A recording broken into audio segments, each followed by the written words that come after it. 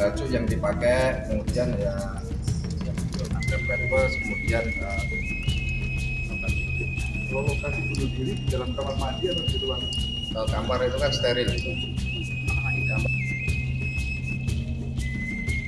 Tapi setelah anggota melakukan penyelidikan, kemudian melakukan interogasi terhadap keluarganya, kemudian juga terhadap tetangga, kemudian saksi-saksi yang lain bahwa anak ini bukan dibunuh, tetapi ada suatu hal yang dilakukan oleh ibunya, dan diduga itu adalah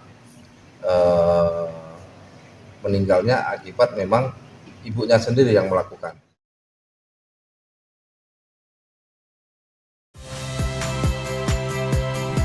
Saya Liviana Cerlisa. Saksikan program-program Kompas TV di siaran digital, pay TV, dan media streaming lainnya. Kompas TV, independen, terpercaya.